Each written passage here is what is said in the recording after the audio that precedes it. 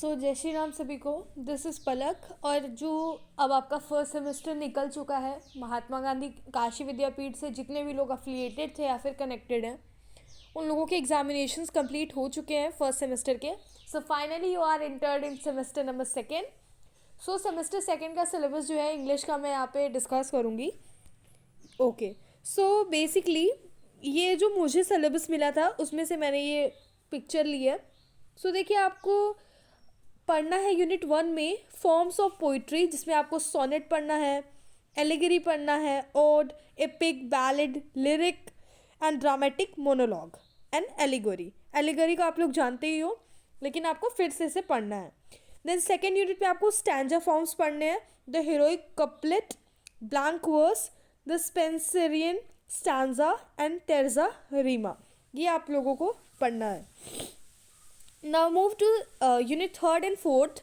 Unit third में आपको फिर से आपको थोड़ा सा राहत मिलेगा, क्योंकि आपने अपनी कॉपी को रद्दी में नहीं बेचनी है, जो भी आप लोगों ने फर्स्ट सेम के नोट्स बनाए थे इंग्लिश वाले बच्चों के लिए तो स्पेशली, क्योंकि आपको वही नोट्स यहाँ पे यूज़ हो रहे हैं। देखिए, यूनिट सेकेंड में आपका वो जो फर्स्ट पोइटिक डिवाइसेस आपने पढ़ी थी उसी में से काफ़ी सारी चीज़ें हैं, बस थोड़ी थोड़ी डिफरेंसेस हैं। मैं आपको बताऊं, आपको स्ट्रक्चर पढ़ना है, टोन आपने पढ़ा हुआ है, थीम आपने पढ़ा हुआ है, रिदम आपको पढ़ना है, रिदम सीन्स पढ़ने हैं, काइंड्स ऑफ मीटर पढ़ना है, स्ट्रेस्ड एंड अनस्ट्रेस्ड सिलेबस ये पढ़ने हैं आपको, syllables and figures of speech आप जानते हो। देखिए, आयरनी, ये जो फिगर ऑफ स्पीच है ये भी आप जानते हो, इन्वर्जन भी जानते हो।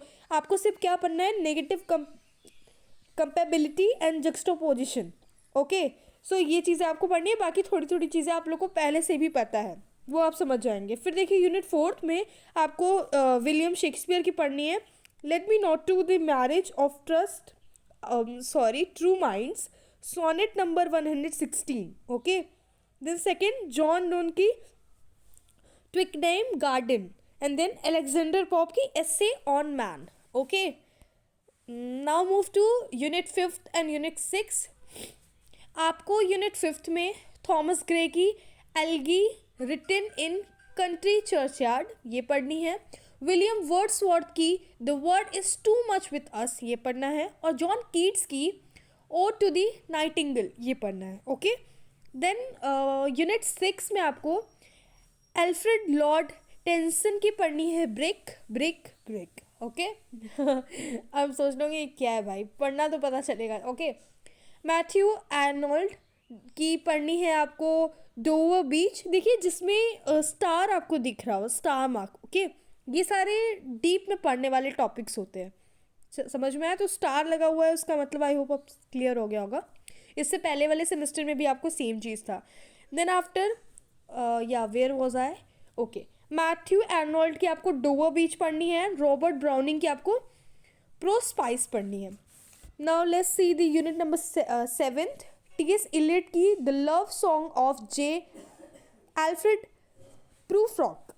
Then W.B. Yeats की the lake isle of Innisfree, and the third one is Philip Larkin, जिनका आपको चर्च गोइंग पढ़ना है, and the last one is rhetoric and prosody, जो कि यूनिट नंबर 8 है, जिसमें practical criticism, introduction to practical criticism, one stanza from poetry for practical criticism, ये है आपका लास्ट, और आपका इंग्लिश का सिलेबस हो गया ओवर। जिन भी स्टूडेंट्स ने सोच समझ के इंग्लिश नहीं ली थी, बस एवं इंग्लिश ले ली थी, और अगर ये भी डिसाइड करके रखा है कि इंग्लिश उनको पूरा 3 ईयर कंटिन्यू करना है, तो मैं बता दूं कि जो सिलेबस आपने फर्स्ट सेम में देखा, धीरे धीरे जो सिलेबस है वो थर्ड फोर्थ सेम में आके बहुत ही ज़्यादा वाइड होने वाला है।